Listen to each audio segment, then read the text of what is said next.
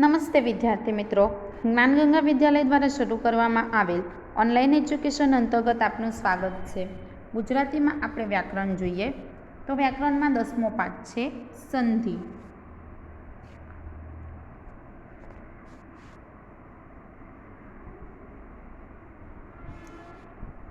સંધિ એટલે કે જ્યારે બે શબ્દ જોડાય ત્યારે તેમના સ્વર વ્યંજનમાં જે પરિવર્તન આવે તેને સંધિ કહેવામાં આવે છે. જ્યારે બે શબ્દ જોડાય ત્યારે તેમના સ્વર વ્યંજનમાં જે પરિવર્તન આવે તેને સંધિ કહેવાય. બે શબ્દને આપણે જોડીએ ત્યારે એમના જે સ્વર વ્યંજનમાં જે ફેરફાર થઈ જાય તેને સંધિ કહેવામાં આવે. સંધિના કેટલા પ્રકાર છે? 2 પ્રકાર છે. કેટલા પ્રકાર છે? 2 પ્રકાર. પહેલું છે સ્વર સંધિ, બીજી છે વ્યંજન સંધિ. જો તમને અહીં સંધિના ઉદાહરણ આપેલ છે: મિષ્ટાન, વાતાવરણ, તરણોપાય, દેવાલય અને વૃદ્ધાવસ્થા. આ 5 શબ્દ છે, બરાબર. હવે આપણે જોઈએ કે એ કેવી રીતે બન્યા છે. મિષ્ટાન તો મિષ્ટ વત્તા અન્ન, મિષ્ટ વત્તા અન્ન, મિષ્ટ અને અન્નને જોડીને બનાવવામાં આવેલ છે એટલે શું બને? મિષ્ટાન. મી એટલે કે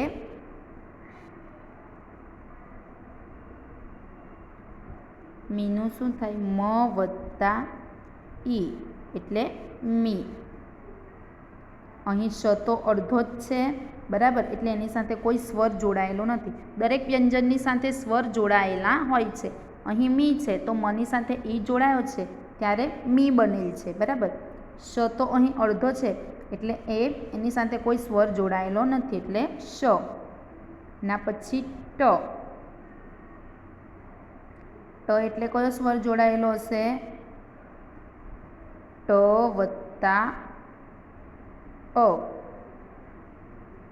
એના પછી અન્ન.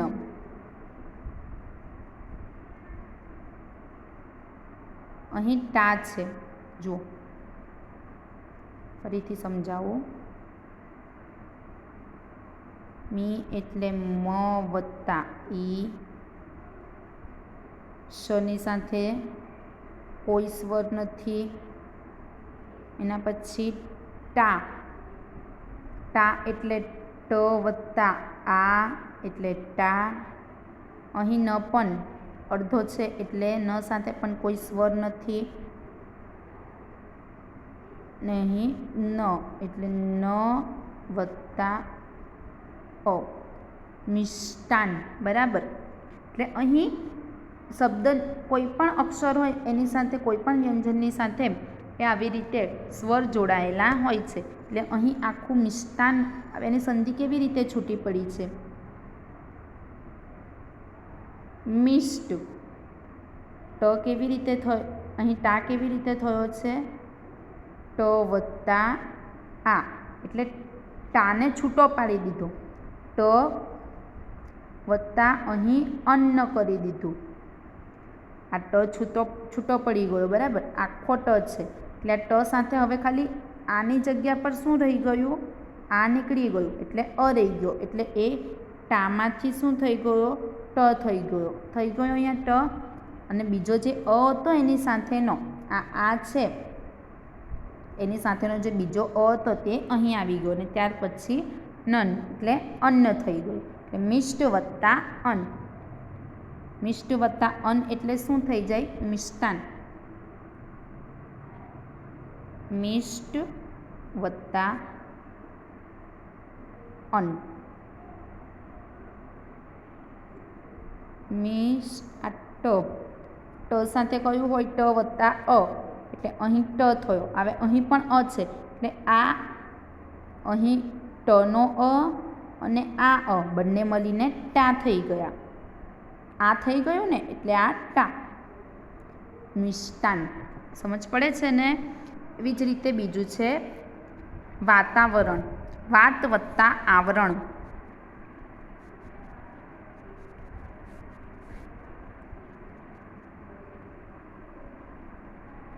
વાતાવરણ.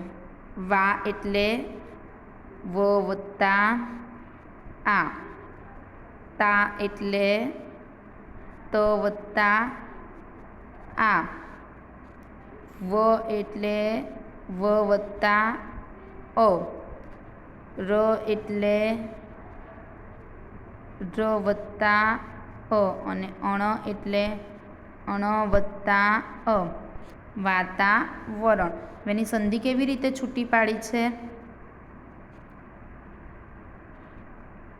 વાતા, તા છે એટલે ત વત્તા આ, એટલે આને છૂટું પાડી દીધું, એટલે તાનું શું કરી દીધું? ત કરી દીધું. બરાબર, છૂટું પડ્યું એટલે અહીં અ આવે,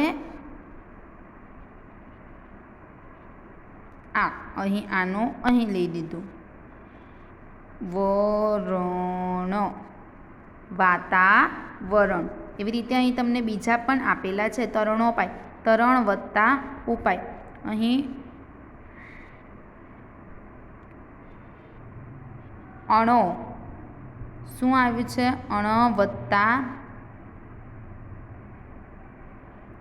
ઓ, અણો એટલે અણ વત્તા ઓ, તરણો ઉપાય. દેવાલય એટલે દેવ વત્તા આલય.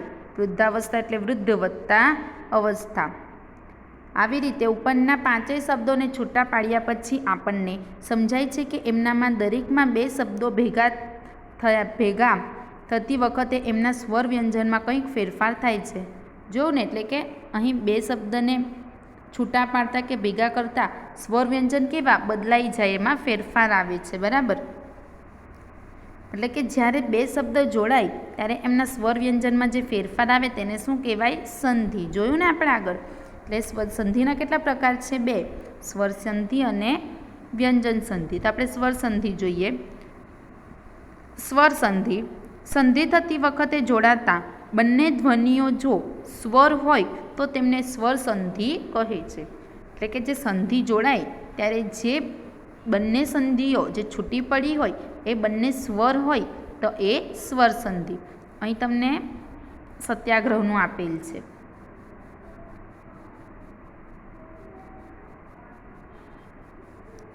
સત્યાગ્રહ, સત્ય વત્તા આગ્રહ. અહીં આપણે આ જોઈએ, આપણે આ બંને શબ્દ જોવાના. અહીં ય એટલે શું થઈ જાય? ય વત્તા અ એટલે યો, ને અહીં છે આ. હવે આ અ અને આ બંને શું થઈ જાય? સ્વર થઈ જાય. શું થઈ જાય? સ્વર. એટલે આ કયું કહેવાય? કઈ સંધિ કહેવાય? સ્વર સંધિ કહેવાય. એવી જ રીતે છે મહાત્મા. મહાત્મા, મહા વત્તા આત્મા. અહીં હા છે એટલે શું થાય? હ વત્તા આ, ને અહીં પણ આ છે તો હવે આ શું થઈ જાય? સ્વર થઈ જાય. શું થઈ જાય? સ્વર. એટલે આ પણ શું થઈ જાય? સ્વર સંધિ થાય. અહીં જો તમને એના ઉદાહરણ આપેલ છે. વિશ્વ વત્તા અનલ, વિશ્વ.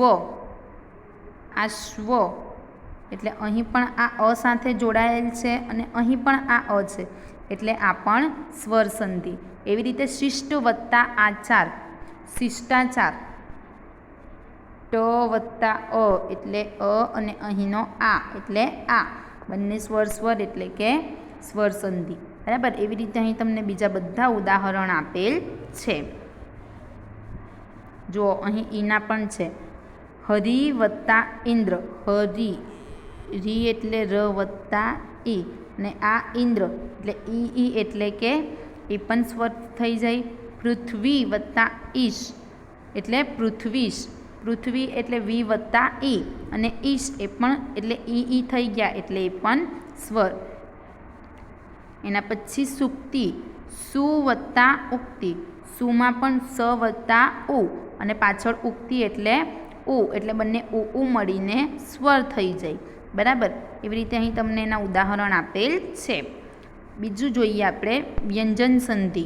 સંધિ થતી વખતે વ્યંજન સાથે સ્વર જોડાય કે વ્યંજન સાથે વ્યંજન જોડાય તો તેને વ્યંજન સંધિ કહે છે.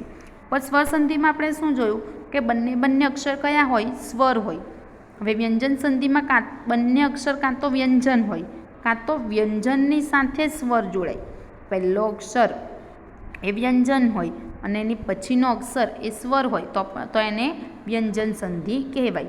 અહીં સદુપયોગ, ઉદાહરણ છે સદુપયોગ. સત વત્તા ઉપયોગ. અહીં ત, જો ત ખોડો છે, ત કેવો છે?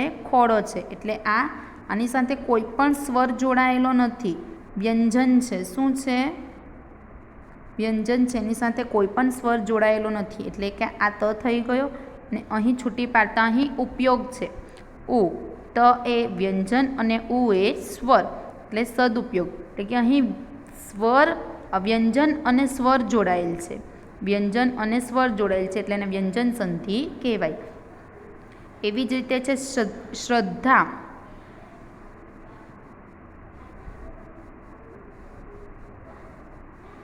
શ્રદ્ધા, શ્રદ્ધ વત્તા ધા. અહીં શ્રદ્ધ ત પણ ખોડો છે, જુઓ અહીંનો. એટલે કે આ વ્યંજન, આની સાથે કોઈ સ્વર જોડાયેલ નથી. અને પછી છે ધા. અહીં આ દ ખોડો છે, જો. બરાબર. એટલે અહીં આ શ્રદ્ધા પણ વ્યંજન સંધિ, વ્યંજન વ્યંજન. સમજ પડી ને વિદ્યાર્થી મિત્રો? સંધિ એટલે કે જે બે શબ્દોને જોડે ત્યારે જે સ્વર વ્યંજનમાં ફેરફાર થાય એને સંધિ કહેવાય. સંધિના બે પ્રકાર, સ્વર સંધિ અને વ્યંજન સંધિ. સ્વર સંધિ એટલે કે બે ધ્વનિઓ જોડાતા ધ્વનિઓ જો સ્વર હોય તો એ સ્વર સંધિ. અને વ્યંજન સંધિ એટલે કે સંધિ થતી વખતે વ્યંજન સાથે સ્વર જોડાય કે વ્યંજન સાથે વ્યંજન જોડાય તેને વ્યંજન સંધિ કહેવામાં આવે છે. તો અહીં આપણો આ સંધિનો પાઠ પૂર્ણ થાય છે. Thank you.